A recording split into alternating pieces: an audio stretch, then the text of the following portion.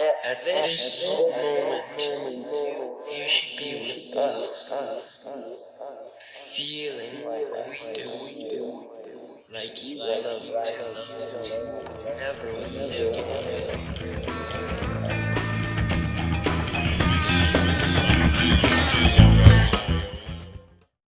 Episode number 1, Xiola podcast. Basically on this podcast what we wanted to dissect is music from our youth, especially stuff that still influences us now. I know for myself, stuff that I listened to when I was a teenager, I still compare new shit that comes out now to that. And I just have been thinking a long time about how music affects me, how it affects my decisions, and how the stuff that I decided that I liked then is still pretty much the same stuff that I listen to now. I started thinking about it listening to a podcast with Joey Diaz. He did you heard of those guys, Kid and Play? They're like 80s hip hop. If you look up Kid and Play, you'll know them. They did the movies House Party and House Party 2 and all that sort of shit. And they were doing a huge tour in the States, 80s hip-hop, come back and see it, and they did all this stuff, the countdown tours over here, and that was huge, and people sort of, probably a little bit older than us, were going out and spending hundreds of dollars to go and see bands that they'd seen when they were teenagers. So that obviously, that period in your life obviously affects, what you listen to now. And so for me, I know for you, Jane's Addiction, big one for me. Was the biggest, especially Nothing Shocking. Yeah. Nothing Shocking was a huge album for me. Yeah. It was really the turning point in my thinking about, I can't believe what they can actually do with music. I'm going from listening to Australian Crawl and Hoodoo Gurus and things like that to all of a sudden this alternate... Big left-wing turn. Oh, yeah. Massive. Because I was actually listening to Ted Just Admit It yesterday with my son, and that's such a good fucking song, and I'm really stoked for it, he's getting into it now too, but it's such a dark song. Yeah, but it's great. I like the darker stuff. Look, I had a real religious upbringing, went to church all the time, and I was thinking about this on the way here, and my musical taste goes back to then, even when I was a kid, and going into the church and the big songs and the big hymns when you have 200-300 people singing all, mostly out of tune, but all singing at the same time, that big sort of, big huge sound is still the stuff that I like now, like the big metal sound and the big rock sound and even big hip hop stuff. That's still the stuff that I listen to now. And as you were just talking about a couple of minutes ago before we came on, for me, Dirt was the most, it's one of those albums that when I listened to it, I was a different person after the record had finished. And there's not many the way I thought about music, the way I thought, it was so dark and sort of depressing, but sort of uplifting at the same time, and just changed my perspective on what music could be. Because it's different from Metallica, it's different from Pearl Jam, it's different from Soundgarden, it's, all the other bands that were around at that time. It is Seattle, so it's different from Jane's Addiction and Chili Peppers and, all that sort of shit. Dirt was just, monumental. Yeah, well, Lane Stanley's voice, if you think about it, shouldn't actually work. No. It shouldn't work. No.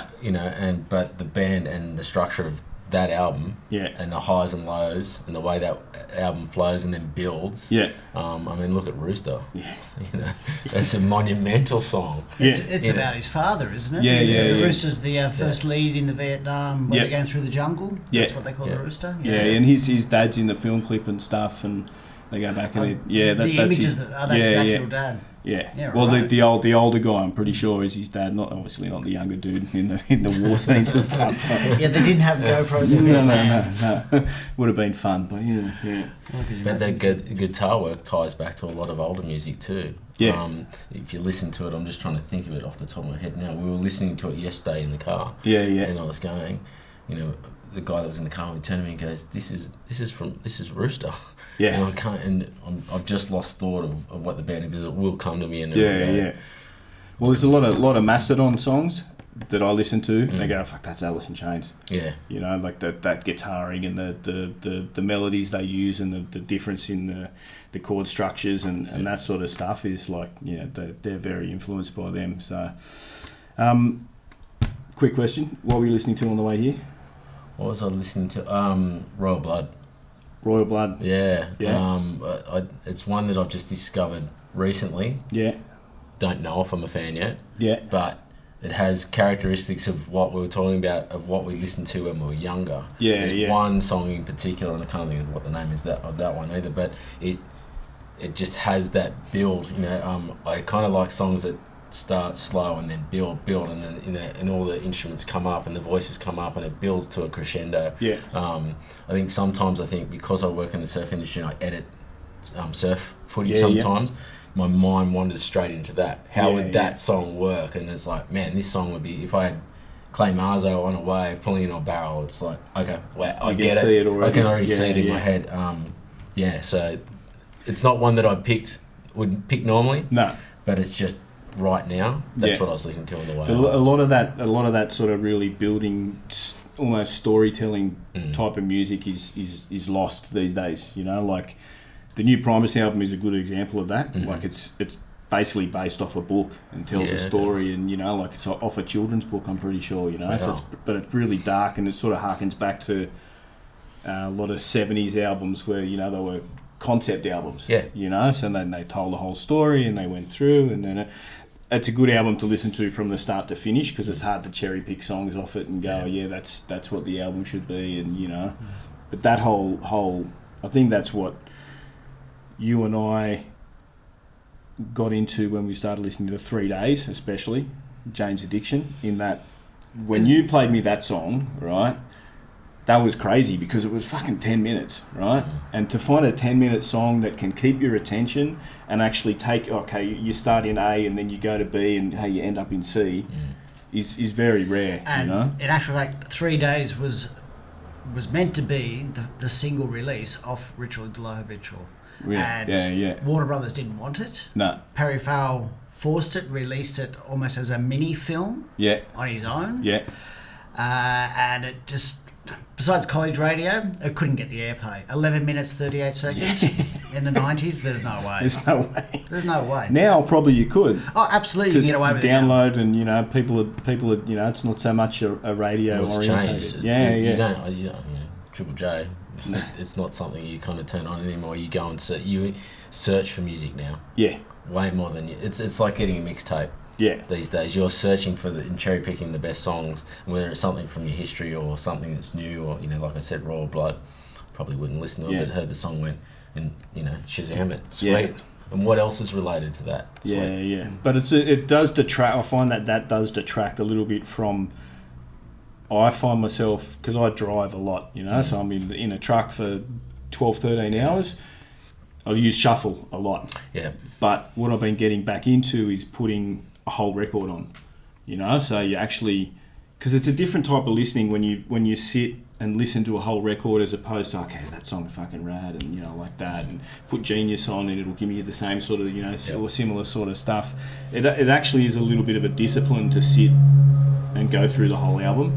And there's some albums you can't do it with because it's just, single, piece of shit, single, piece of shit, like. But as an album, the artist is trying to tell a story. Yeah, most of the time. It's like a good book. Ones are. Yeah, the good ones. Yeah. Exactly. And a good producer will pick out the best songs to relay that message or the story they're telling and do the proper placement down the album. Yeah, exactly. I mean, as you said to me, the new Primus album, you said, don't listen to one song. You said, you've got to listen to it from start to finish. Yeah, you have to. Otherwise, it doesn't make sense. No, well, because they released a single, and I listened to the single, it's Primus. And then they released the album, and I sat down and listened to the whole thing. I was like, oh, okay. Yeah. That makes sense, because that song, when that finishes, that flows straight into that, bit of whatever it is, talk or speak, and then, the next song comes through, and I like that sort of stuff because it leads more to the imagination. Yeah. Like one of my favourite things to do when I was younger was to sit with headphones or lie on the lounge in a completely dark room and put on a record. Like I'm sure many people did that, And Well, that's coming back. yeah, well, People you've are seen the in stuff cert. I'm putting up is that you know that one I put up Yeah. last week of the Yeah. Don't Call Me Dude single. Yeah. I was cleaning up the garage and there's a box of tapes, you know, Yeah. which my kids go, you fucking retard, what's that? You know, Oh, I've you got to can explain get it the to them. USB thing now, and you get the tape Exactly. thing and put them, all your mixtapes and that, you mate. Well, Bang, bang. in the 79 F100, I had a tape player, Yeah, and they were like, hey, how do you get to the next song? You just listen to this one first, mate. You know? But yeah, I lifted up And the then one box of them's tapes. cut in half. At the end, it's like, man, my favourite. Oh, shit, Oh, and then sorry, turn next it over. That's all right. We start again, so we got half that, and then we get the full song on the other side. So But yeah, I lifted up the box of tapes, and it's clear, and underneath there was that yeah, record. I was like, I pulled that out, and it's just scratched to the shit. Yeah. Stuck it on, still works. played to death. Yeah, played it, and I was like all the way through, man. No jumps, no nothing, no little bit of dust on it, and that was about it. But where So did it take you? Where Oh, did it it take your mind? that took me back to probably 89, I think 89 or 90. But That where came were you? You know, like at Randwick North, man. Yeah, it takes you back to. Yeah, it took me back to being in school, and I can't even think of the guy's name that I used to hang out with back in year 9. It was me. Well, they would, you weren't in my year, but I didn't have roll call with Oh, yeah, you, mate, that or guy. maths and shit with you. There was a guy, I'll think of his name, but he and I went to see Aerosmith together, and because I was thinking, like, one of the things I want to talk to you about is what the first gig you went to was. Yeah. So I was trying to remember what mine was. And when I mean first gig, it's like Paid for, lined up. paid for, lined up. You know, went to Bondi Junction, Grace Brothers, Ticket Tech to get Selena's, the tickets. mate. Yeah, Could you pay hotel? that's it. So who Yeah. was it? Good question. My one that Yeah. I went and lined up for. Yeah. I had seen Hoodoo Gurus and that, but the entertain, your big one that you ever went to. Yeah. At 17, I saw In Excess at the entertainment centre. Yeah, right. And I went down. I remember going down at 3:00 in the morning to the Coogee Bay Hotel because they had a Ticket Tech office there. They Yeah, did yeah, too. yeah. 3:00 in the morning. I think I walked down there at 3:00 in the morning, and I sat out, and there was myself and a few other people, and it sold. It went like that. I Yeah, was yeah. second or third in line, and I got 2 tickets for my girlfriend at the time, and I think it was like $70. It was expensive, Yeah. But I remember going there and just standing in the entertainment centre and just looking around, and In Excess was so huge Yeah. in the 90s. Yeah, and that would have been at the entertainment centre. That would have been at the peak. Yeah, or Yeah, Kick Album. when they were doing It was the Wembley Kick- and all of that it was stuff. the Kick and- Album, yeah. so it was like, Listen Like Thieves, and you'd been through all that swing and all that, but that was like the pinnacle, you Yeah. know, and they were famous all around the world. Yeah. And I remember going down there, and I was thinking of another one, and Tour was another one that I went down and got the tickets down there. Yeah. And I always remember there was a guy in front of me, and we're going down Elgin. The guy in front of me, myself, and then there was a huge line behind us, and I bought 2 nights worth of tickets, and by the time I'd walked away, sold out. Yeah. It was sold out. Like that Yeah. was it. It was That done. was it. It was done. It was done. And And, there's and no- everyone's there standing there, and everyone had been waiting since in the morning, and that's before, isn't it? Because they do No. it over the phone. Yeah, or you ring up and you hang up, ring up, hang up, Yeah. ring up, hang But up. they do Yeah. it on when they only had Yeah, so that's many true. tickets, That's and true. then Yeah. they'd ring, Yeah, and I was like, wow, Yeah. how lucky I was. And I went 2 nights in a row. yeah. I was like, You would have been stoked. man. Where was that at?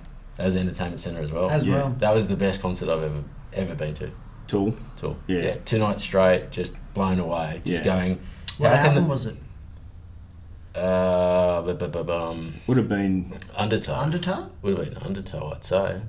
Yeah. I think so. Oh, no, Undertow would have been 89, no? No. Late, a little bit later than that, probably.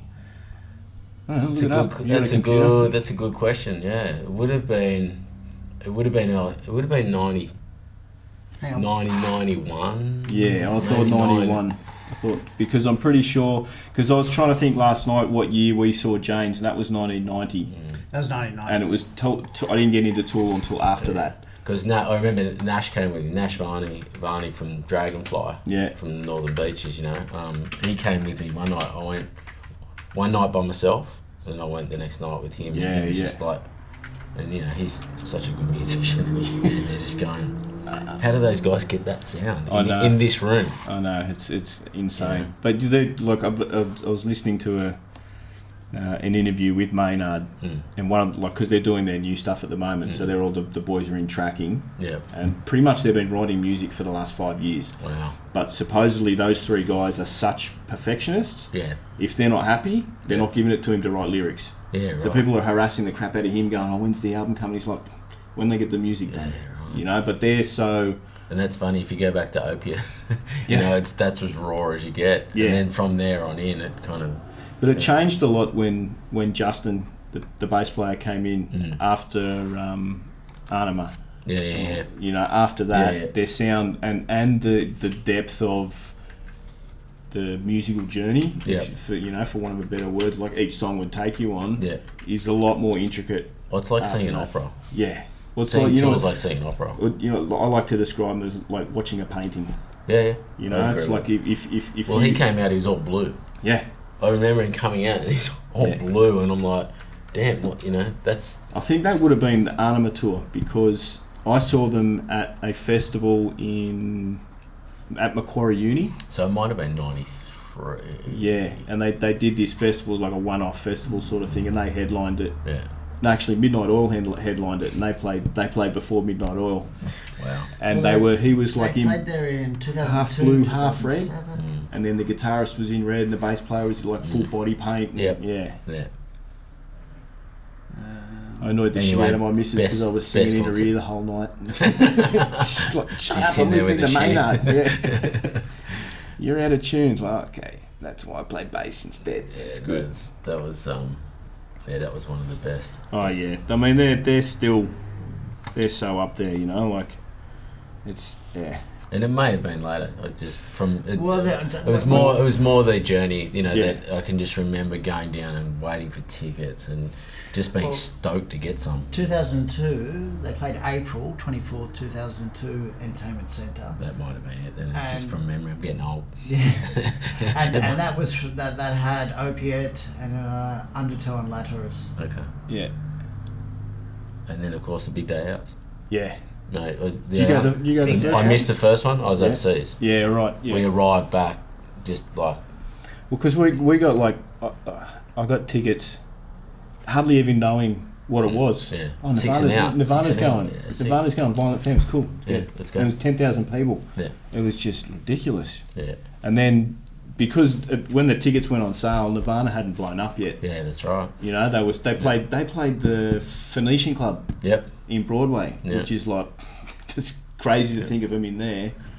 But yeah, man, I saw some good bands in that club too. Yeah, I don't think I ever went to the Phoenician. I used to go to Annandale a lot. Yeah, yeah, Spent a lot of time in the Annandale, the Hopetoun. yeah. Well, I saw Concrete Blonde at the Phoenician Yeah. and Infectious Grooves Yeah. in there, which was It's Selena's, of course. Selena's is good place. Yeah. I think the best one that Andrew and I saw down there was, for me anyway, was Pornos for Pyros at Selena's, because we'd seen them the big day out the day before, Yep. and then they played the next night down there. We saw Smashing Pumpkins, I think, and walked out. Was that the night we walked out halfway through? Because it was just horrific. It was horrible. Remember, it was so. Or was that Hole? I don't remember walking out of Smashing Pumpkins. I No, tried that. no. Or it might have been Hole. When Maybe they- Soundgarden. Is that the one when they threw the shoe at her? Was that night? Was that at Selena's? I can't remember. I can't remember it. I saw Primus at Selena's. We saw him there a couple of times, man. The one I remember mostly was Halloween. Yeah, Because I turned up because I was about 18, 19, and being Halloween, I had found or stolen off my sister the mask from The Scream. melted mask, yeah. The melted mask yeah, from yeah, Scream. yeah. But what I'd done is I sort of had a little cut out of it and I'd stuck that to my driver's license. So when I rocked up, the bouncer said ID and I had the mask on. I just pulled it out like that. He just looked at me and went, "No, take it off. You're not getting in." It's like, come on, man, at least smile, for fuck's sake. It just reminded me of OD going to Tool at. We saw him at. We saw Tool at the Horden Pavilion too once, and a mate of ours was so excited for weeks. I can't wait. It's going to be the best thing. He got there and he was just over frothing. Just way too excited. So first of all, they took his belt off. He had a started belt, took it off him, so he couldn't hold his pants up all night. Then he got in there and got so excited. He went, "Yeah!" And he ran through the crowd. He knocked over about 10 people. Band hadn't even started yet. 6 bouncers grabbed him and threw him out. Oh, So he's man. never seen Tool. Jesus. Really? Yeah, they kicked him out. And he tried to get over the wall, through the roof, like we did with Primus that time, where we climbed up and went through the roof and came down the back stairs. Yeah. because they go, doors are closed. We went, no, Primus are playing. No, That's it. no, there's a way in. We're getting in. Always a way in. Always Was that a big day out? Yeah. Because I didn't know. I got in that time. I got in to see Primus, and We'd left. Someone was playing, and we were like going, "We've got to go. Yeah. We've got to Primus going to be on." And I remember running, and as we got there, they closed the doors, and we went, "Nah, I don't think so." We just left. You know, it was Soundgarden. Soundgarden. It was Soundgarden. Yeah, we've just left. I left before Soundgarden played "Jesus Christ Pose," and that was the song I was waiting for. Yeah. Didn't get to see that till we saw him 2 years ago. But when I ran up to the doors and the security guard was like putting his arm over, I was like, "Oh, fuck you, mate." People were charging, so they were all worried about that. So we went all up and over the awning, and along the fire escape, I think, and then down the stairs, and got in. I mean, couldn't miss that. I always remember one big day out when we were sitting there, and I'd gone with a good friend Brad and his sister, and we were watching. I think we were watching Red Cross, and we were sitting inside the Horden, and we just watched the side door, like, oh, okay, and we just watched the side door, and there was one bouncer standing there, right, and the two doors went bang, and then I see the Abaddon brothers from Maroubra come running in, and then 100 people behind him, and the bouncer's going, no, stop. Like that. And he got one guy, and then I saw my girlfriend at the time, who's now my wife, run in with her girlfriends, because they hadn't had tickets, and they all ran in. I go, well, Rose here, sweet. Sweet. She got in with this one bouncer going, no, and everyone just stop. Oh, it was unreal. Good times. Oh yeah. So, I know one of the reasons I wanted to have you on was something you put on Instagram a couple of weeks ago, or a couple of months ago, where you'd put up, the oyster head. Oh yeah. And basically, like, for what I got from it was that you did an all-nighter doing work, and that got you through. Yep. That's annoying too, isn't it? Yeah. These are all the things I have to edit out later. No, thank you. That and that's what you put up with the Mad season as well. Yep. Yeah. So just explain to everyone what sort of art you create, just briefly, and what you use. Like, when you're working, do you always have stuff on in the background? Always. Yeah. So I've been an illustrator for a long time, and always have done art. And the last 4 or 5 years, I've discovered this art form called pyrography. It suits the medium that I like to work in. I'm kind of, my heroes are Jim Phillips, Ken Taylor, Aaron Hawkley. I've just, it's all line work pretty much. So it's very time consuming, and you need a lot of patience. So the art form, if someone asked me about pyrography, they said, "Oh, what tool should I buy?" No, I'm going to buy this pen and that. And I said, "Are you patient?" They go, "Not really." I went, "Don't take up pyrography because you will hate it." Yeah. Because you're burning. You're literally burning. It's like tattooing into wood. Yeah. With a hot poker or a soldering iron, and you've got to burn it in the fibres. Now, to draw a single line, on my Instagram, I'll have time lapse of it. And people go, "Geez, you're fast." And it's like, no, that's 3 hours compressed into 30 seconds. Yeah. Or a minute. It's a real slow thing. So to do that, to take my mind off how long it's going to take, I put on long albums or fun albums or something that just go, it can be Tool, James Brown, Oyster Head, whatever it is, because I go up and sit up in my little I got a office that I've put up in my roof. It's got a big bench on there. I put my computer on, I just sit there and I just crank it. Yeah. Or headphones if my daughters and that are asleep and doing it. And it makes me lose track of time. Yeah.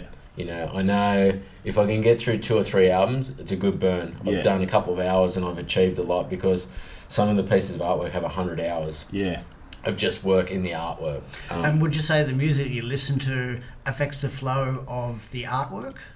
Or does it just get you into that headspace where you need to be? Okay, work? well, it depends. If it's on a Saturday or a Sunday in the daytime, the music choice will be totally different. Yeah, right. If I've worked 5 days this week and I'm coming home, I have dinner, make dinner with the family, and it's like 7 o'clock. Okay, I can get 2 or 3 hours burn in. Yeah. Okay, what will keep me motivated? I've just had a shit day at work. I've sat on the M5 for 2 hours, an hour each way. What is going to take my mind off that? And it might be like, I'll put the Police on tonight. Yeah. That'll be good. And being a faux drummer, I don't mind having a little bash on the kit. Yeah. It's usually something It's got some drums in it. It's got rhythm in it, and it's not that I'm syncopated with the artwork and the music, but it helps me flow. I know I want to achieve that much space. That's about an hour's worth of work. Yeah. If I listen to Undertow Yeah. or whatever, Yeah. that album's going to get me through. Dirt's going to get me through. Whatever it is, I know. And then it might be, oh man, I really enjoyed that. I might put on that other album, that reminds me of that, and then I might get that next section done. Yeah. So that's the way I not use music, but it helps me to create. And does it affect the artwork? Yeah, probably, but it'd be subconsciously. Yeah. You know what I mean? I might hear something, and I might do a longer. I'll do a long. If I'm doing, I do a lot of girls with like seaweed hair and flows like that, and it's so time consuming. But I might go, you know what? I can put that another album on, and I'll extend that hair right down, which I know is going to be. Because some of the pieces you do are massive pieces too. Like I've actually got 3. I've got 6 slabs at home now that are 2.5 meters long. Yeah, right. So I'm going to make another part of my artwork, just so people know, is they're surfboards and paddles, but they're built in a traditional style, a Hawaiian style, and you got pipos, alayas and olos. No one rides them, but I shape them to ride. Yeah. I don't seal them to ride anymore, but they can. An olo starts at about 14 foot. Yeah, right. So if I want to do a traditional olo and I want to stay traditional, it's a big board. Yeah. You know what I mean? Yeah. Paddles, and the paddle blades are certain things. So I've got a lot of people chasing me up on paddles at the moment. Yeah. And it's nice. The paddle, you're limited the space. Yeah, so, but that woodwork and stuff that you've put into it, like you can see the different styles of wood and the different colours in the paddles, Correct. Which makes it easy for someone to hang on their wall too, Paddles, people can see them where they can hang it in the house, a 14-foot board, it's like, damn, where are we going to put that? Honey, look what I bought, and how much did you spend? It's that's a little, going straight to the garage. Yeah. So a paddle, but I don't mind. It's like one of those funny things. It's like, it is like music that if I do a paddle, I usually do on both sides. Yeah, right. Yeah. Because like your album collection or your CD collection, it's different now because it's digital. I walked in and saw it on the monitor and I'm like, oh damn, that's literally my collection as well, But you used to walk into people's houses and go, oh yeah.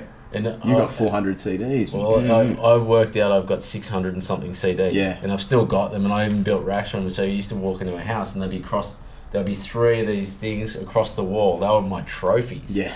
Every week I go to Sandy's Music at DY. Yeah. Loved them. Best guys ever. They knew their music inside out, and they go, hey Robbo, this has just come in because I know you like this. And sometimes it was a hit. Sometimes it was like, I think, what was the one called? The Replicants. Yeah. And then, you're a tour guy, you're gonna love this. And I kind of listened to it. I went, it's okay. I missed that though. Huh? I missed that. Yeah. Going into a going into a record shop, talking to the person, like, oh, what's good? What are you playing at the moment? What's this? And they were like, it was like going to the old clock. Yeah. That's what Sandy's music was like. It was like walking in the clock and Alice in Chains would be blaring or whatever, and you'd walk in there going, okay, what's that? And you're like, oh, I knew you'd like that one. And then it was like, I'd go down on my lunch break at DY. I went from Bronte to DY every day. Yeah. In my little mustard yellow Toyota Corona or whatever it is. I drive across and I get there and I lay out a magazine and this is fun and great, and do a little bit of illustration and that. But that was the highlight of my week. Yeah. Pulling out that $20 to $30 out of my pocket and walking down and going, what do you got for me this week? Yeah. So I was buying 50 CDs a year at least. Yeah. Some weeks I'd buy 2 or 3. And just, I wasn't making a lot of money, but my trophy cabinet was getting bigger and bigger and bigger. And so I've still got all of mine, all my CDs and all that stuff. And I don't know. And now I'm getting back into the vinyl, just because it's fun. Someone asked me the other day because I've uploaded all my CDs on the thing. Oh yeah, so how long did it take you? And I went, weeks. Yeah, it took me weeks. Yeah. Well, that was when I was buying a computer. Yeah. That was one of the okay, it's got to have enough memory that I can get all my CDs on there, so I don't have to I want to keep them because I've got Dirt autographed. Yeah. I've got Angel Dust autographed. Yeah. And there's great album. Other things in there like Vernon Reid's guitarist from Living Colour. His one of his solo albums. You can't get it. Yeah, I listened to Living Colour the other day. And that's that's like Yeah, no one's taking that off me. You know, Yeah. that's Well, they're changed. trophies. Yeah, They're no different to this. You know, no, that's 100%. And Recently, I interviewed the guys from Utopia Records. Yeah, yeah. And the question was, do you think vinyl records people will stop buying them, or CDs or anything like that? And he said the same thing. They're people's trophies, and they like to buy it. They like to come into the in-store. We have artist signings. They come in and artists and stuff like that. He said, to date, I still haven't had someone come in with their laptop to get signed. yeah.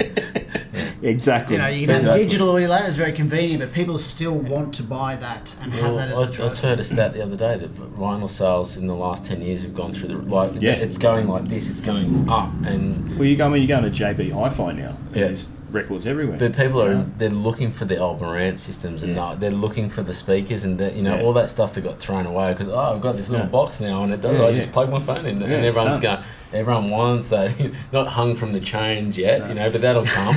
That'll come, so you don't. Did that ever go out of stock? Well, because they just repurpose it now, from the bedroom to the.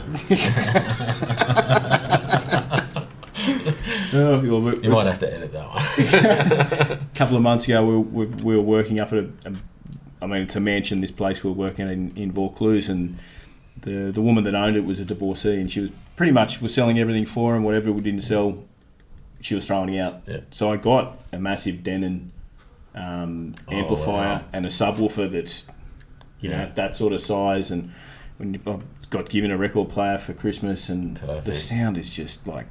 And it's you hear, it's so nice, Get the little man cave set up out in the garage, and now my son, he has more records than me. Yeah, wow. Which is great, because he sort of understands now what it is to appreciate it, and not just clickbait, not just I get that song and that's $1.60 and this. The other thing, being an artist, the artwork was to not have the CD. It was like you can look at anything, and I think things like Netflix and things like that is a good example of it. You can bypass the best show on Netflix, because the image that's on there is crap, right? And one example is, have you seen Guns for Hire? It's on Netflix, and it's about session musicians.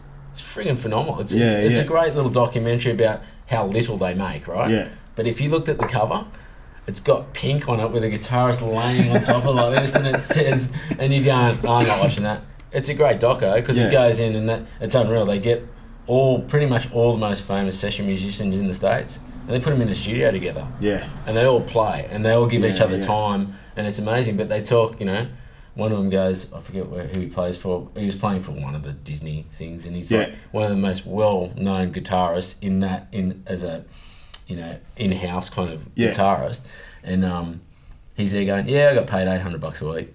Yeah. And he goes, and we wrote all the licks, and we wrote everything, and it was all us, but I'm not Disney and then they just send you an email on Friday. You think you're going out on tour next week? No. Your services are no longer needed. Yeah, right. You're done. You're done. Yeah. It's a good one to check. I have to check that out. It's a good one to check. Just don't judge it by the cover. And the music was, you knew when you... I always remember the guys at Sandy's going, there's a Tool thing coming out, and it was a DVD. Yeah. And the packaging that came in, and you... Oh, the box, I've got it. Slip it over. Survival, or is that what it's called? Is that one? It's like six songs, and then the video... Video cassette. Yeah. No. It's a DVD. Yeah. And I had the video cassette box of it. Yeah, no. And it's a DVD, and it comes in this great package, and you kind of open it, and it's like this whole thing, and then it's just literally 6 of their film clips. Yeah. But even their CDs.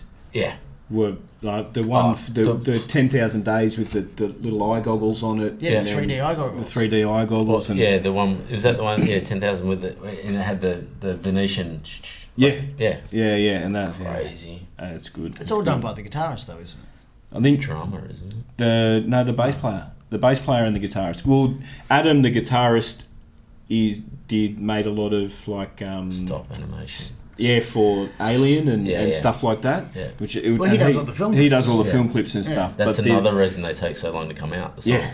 Because he did all the stop animation of all those. Think of all those ones where the veins are coming. He every single one. I know, that's crazy. That's crazy. And that's what this package is. This DVD package is all those. Yeah, right. That he did, and it's like it still sits proudly on my desk. You know, is that the CD that has the live version of the Led Zeppelin song? Yes. No Quarter on it. yes, Yeah. I think so. That's the best version of that song.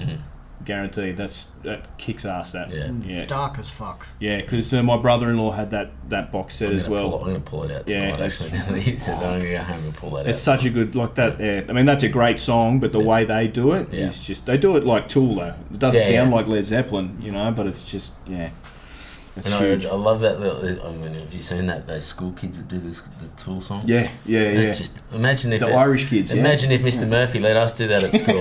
That would have been sick. Instead of playing "Don't Stand So Close to Me" and "Walking on the Moon" and Blues Brothers and fucking. Oh no, we're only allowed to play 2 songs. That was Wasn't it the little black spot on the sun today? Sting? I say. No, that would have been Miss Miller. Because she was the Sting nut. Yeah, no. He was. Yeah, it was all Police, and it was "Walking on the Moon." Yeah. And because you remember, you walk in and go, "We got to play the song again." So you were lucky. I used to, when I had to play with him, I'd play half a song.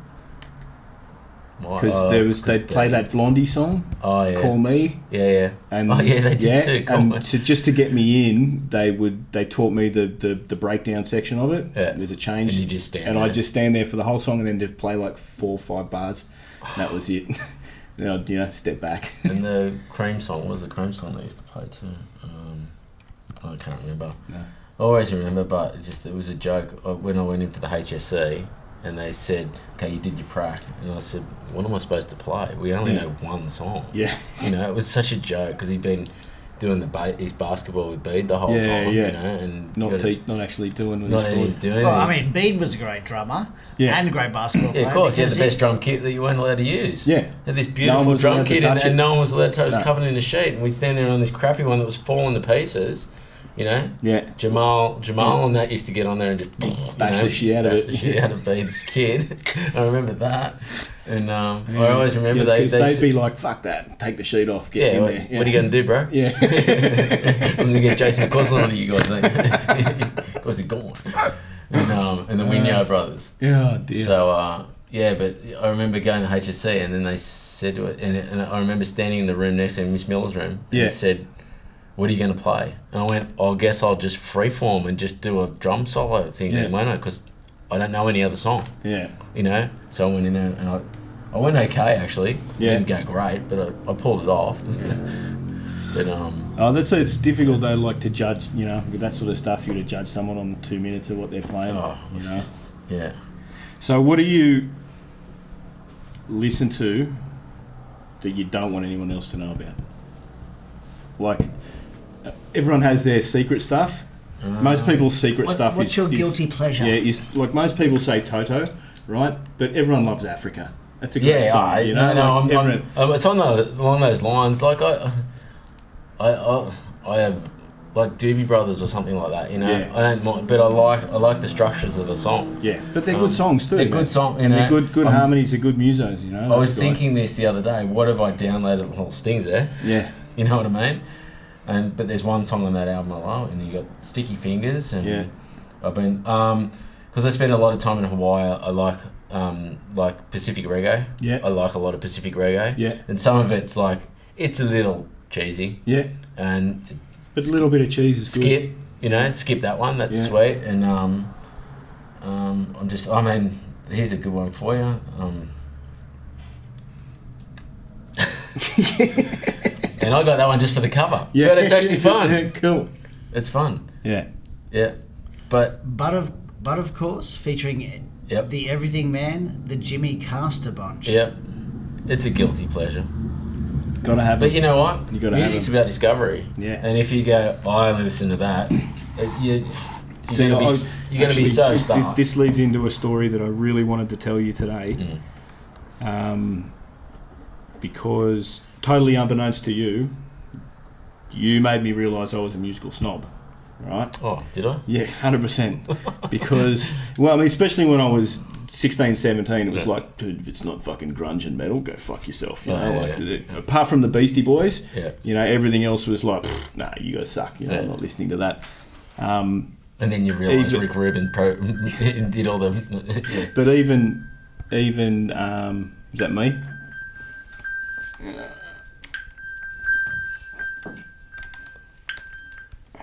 That's my wife. Call her in a second. So we're at your place in Gordon's Bay. It's not the big place, the one you moved to after that. Yep. I think it was your birthday. Yeah. Could have been, Town Street. Yeah, Tower Street. Either birthday or you were going away or something. We had a lot of parties for you, bro. So There was a lot of parties in both houses, to be honest with you. That's true. Probably leaving. Yeah. But I came down and a little bit inebriated before I got there. And I used to hate Stone Temple Pilots. Yeah. Oh, no, they're shit. Yeah. And you had them on. I was like, oh, fuck, I wouldn't think James would listen to that. That shit. Fuck, that shit. But I walked away from that going, you know what, they're not that bad. And that first album actually has become one of my... I'm not a fan of their later stuff, but that album was like... And that sort of started me going, okay, well, maybe I'm being too judgmental and too... But you are when you're younger. Oh, 100%. You're so unworldly. You're just like, no, that's the way it is. I'm not doing that, you know? But even now, like, I mean, and that's one of the good things I find with the digital stuff is that I'm going back and listening to stuff that I wouldn't have listened to then. You know, like, and going, oh shit, that's actually not bad. And I kind of look at it this way, that you'll go in and you go, I would never buy that CD. No. Or thinger. But I'll have a listen to it. Yeah. You don't have, if you don't like it, sweet. Don't download it. You know what I mean? But there's one where you go, what was one that we did recently? Robert Palmer. Yeah. The Clues album. Yeah. You know what I mean? And if you listen, it's like, damn, there's some good tunes. Well, good music comes to the fore for a reason. Yeah. You know, but it seems to be lacking these days. There's no Nirvana. There's no Beatles. There's no... I don't know. I can't imagine what the kids now will come back to listen to and go... There probably is, and there's probably stuff I don't know about because of my age, but there's no grunge, there's no punk, my there's phone's full of it. And I know, like, the girls listen... You know, my daughters will listen to it, and then 6 months later, or 3 months later, they don't even remember who that person was. No. Whereas we remember, if not... just the band's name, like everything else that went along with it. Take it. Yeah, Just take I'm going to take it. Sorry, guys, give me a sec.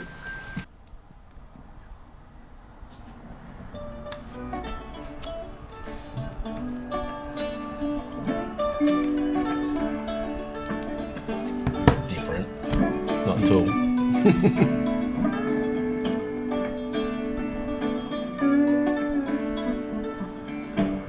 They like Session. Last night, blew up his house too. Where's she from? Dunno.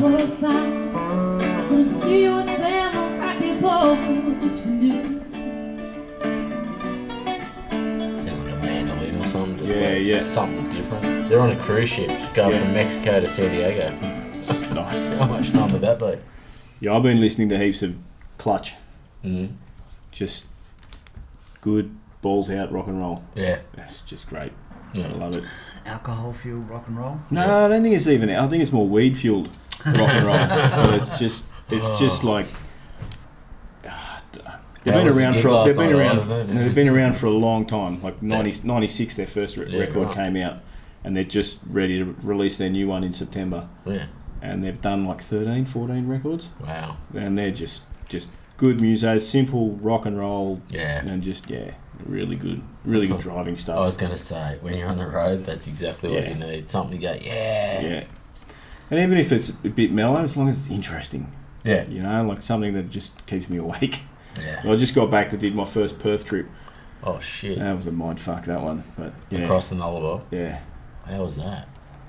Did you feel it was the first time I did it, so it's going to be the least painful the first time because everything's new. Like once I got past Adelaide, it was like, okay, I've never been on these roads before, you know, so it's all new. And it's when you get down across the border from South Australia into Western Australia, you go across, you know, the Great Australian Bight, and you're in the desert, and you look to the left, and there's the ocean, which is like, I mean, we're so used to, like, you get near the ocean, it's rainforest and trees, and, you know, there's nothing. There's dirt, sand, you know, salt bush, scrub.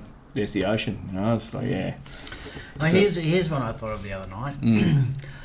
we're talking about questions like guilty pleasures and things like that. Can you remember when you passed you went from your L's to your P's, your very first solo drive? Yes. What did you put on? It was a tape because I was in the '76 Corona, and I was 26 years old.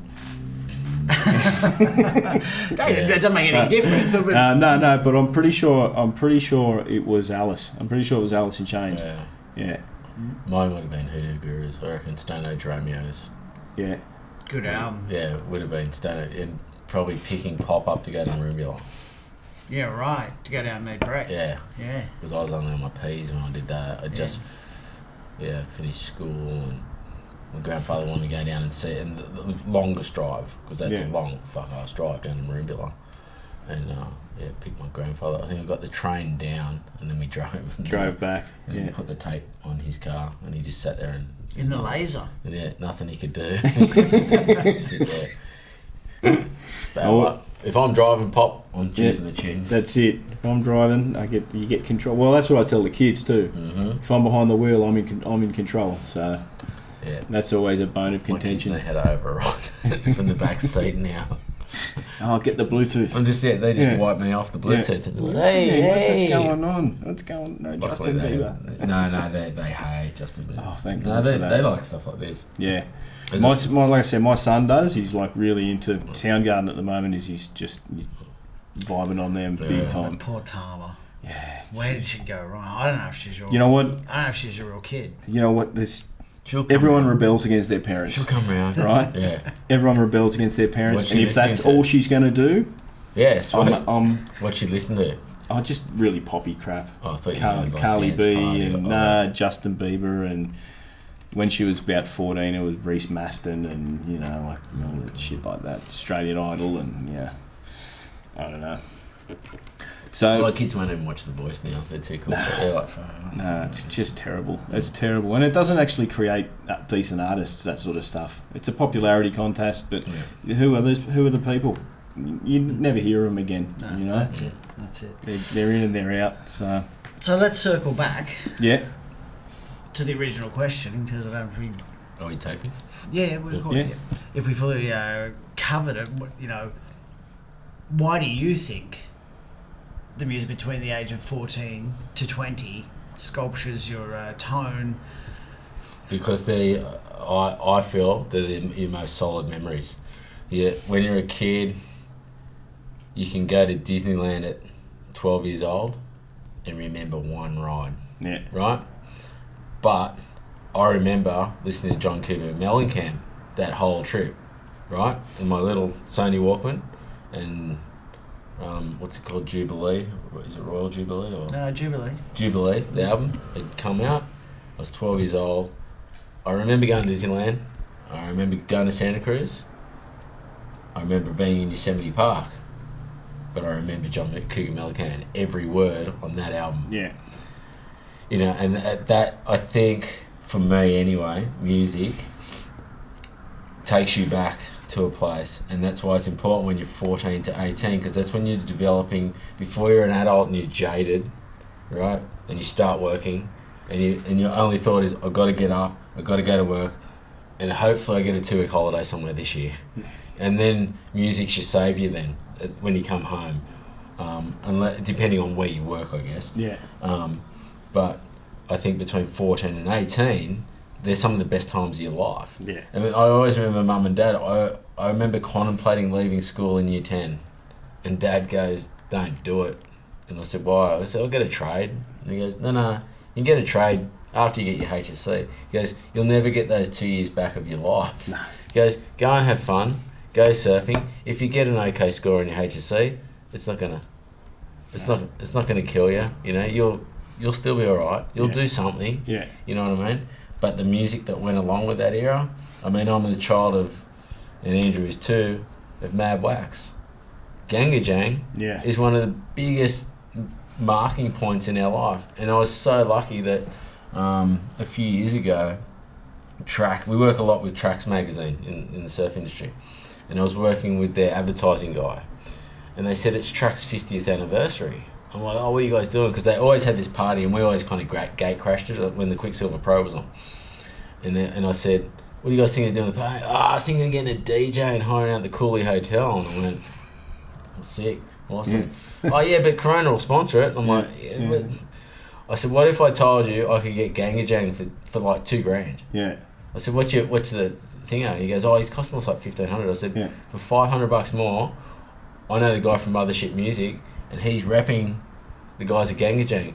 And the reason I know this is because we tried to get him for a Ronin party once, and we couldn't get $2,000 together. Yeah. But they wanted to come and play at Bondi Icebergs before it closed down. So I made a few calls and rang Brent, Mothership Music. So what's the chance of getting Gangajang to fly up to Queensland and do the gig? And he goes, yeah, $2,000. Yeah. And I went, that's it. So I rang Trax and said, hey, I can get him. Are you guys interested? Yeah. And they went, yeah, that'd be sick, right? Yeah.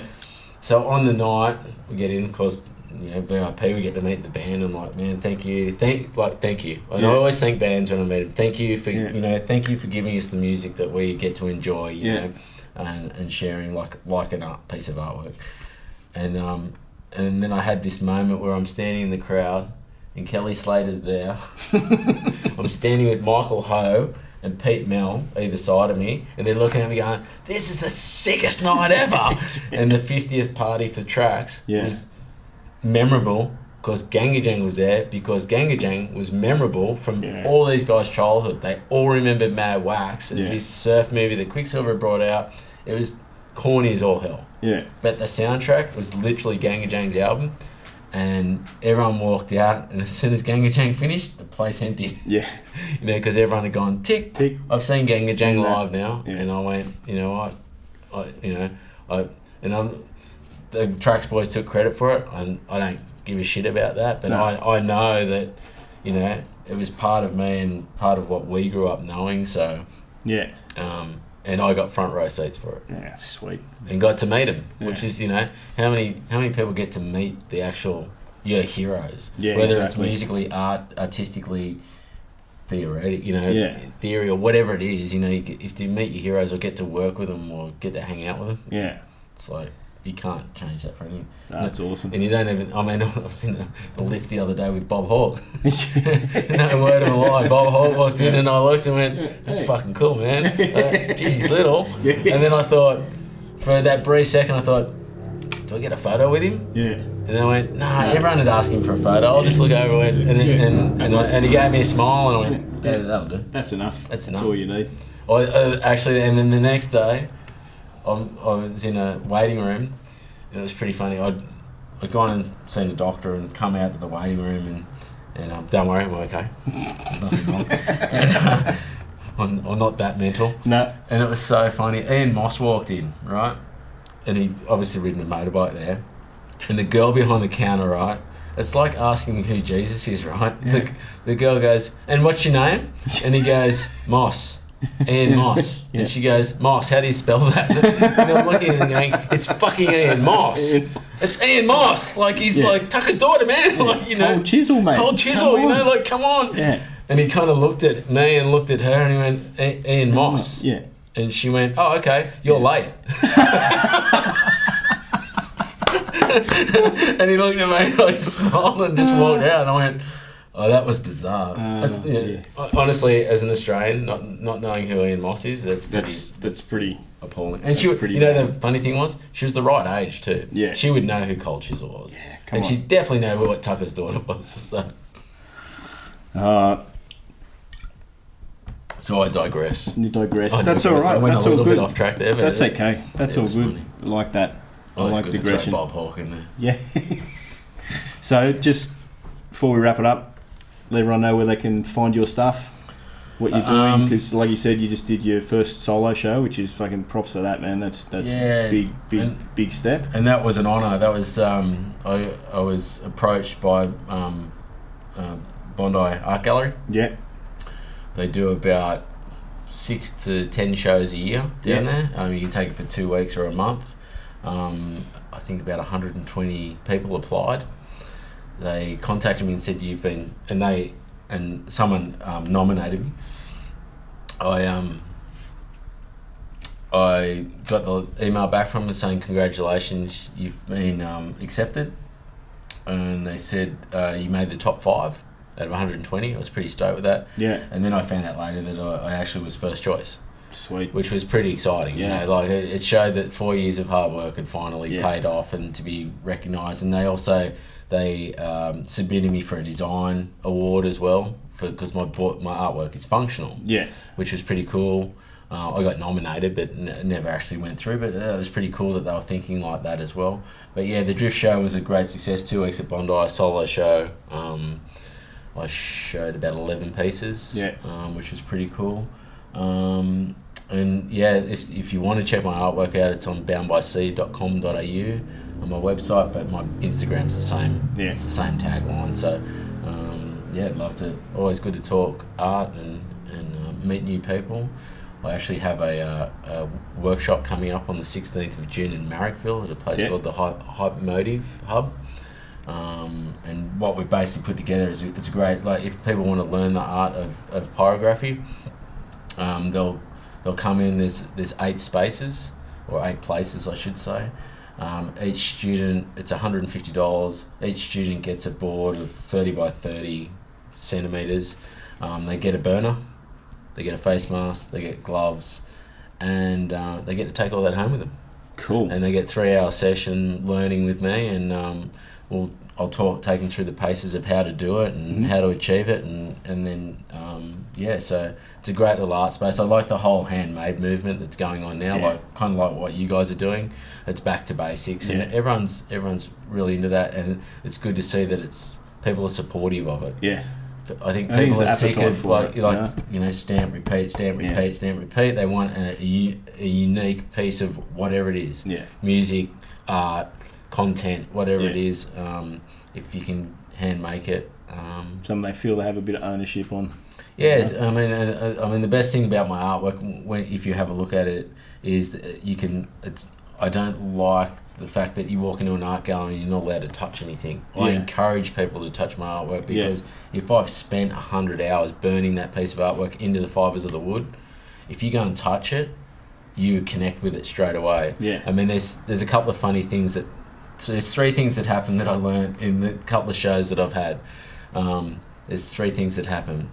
The word "wow" comes up a lot. Wow, I didn't expect that. Yeah. The other one was, can I touch it? And it's like, yeah, you can touch it. The third thing is quite funny, and I don't know if it's it's a natural responsive thing that we have in our bodies, because it's a wooden item or a natural item. Everyone smells it. Yeah. Everyone goes up and you can't smell anything. No. Because they're all sealed, but everyone does it. It's just an instinct thing that everyone comes up. Bizarre. Everyone's inner creep comes out. Yeah, like it's funny, but people kind of look left and right too. Like no one's looking. and then it was so funny because at the show I had Sex Wax that give me all these things that you hang on, what do they call it?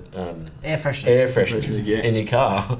And the one lady goes, "Oh, you can," and I'd put it at the front door when you walked in, and she goes, "Oh, you can just smell the wood like this," and I'm like, "No. Yeah, that's it. Thanks for coming down." But no, it's been a great experience, and music has a lot to do with where I am now, and it's shaped who I am and where I'm going. So cool. I'm thankful for that, for all those other artists that have led the way for me, and Awesome, man. Thanks so much for coming. No, being number one guest on number 1 episode. Oh, there we go. Appreciate it. I wish big things for you boys. You deserve it. And thanks for having me. Thanks, man. See ya. Cool.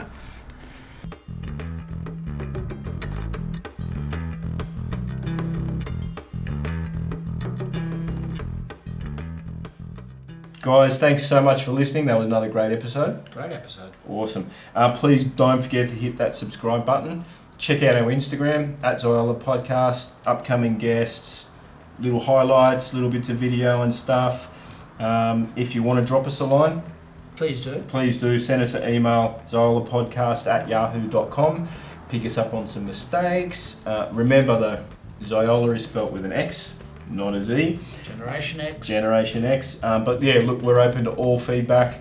If you give us a follow on Instagram, we'll give you automatic follow back, just because that's the lovely guys that we are. So lovely. So lovely. Very happy.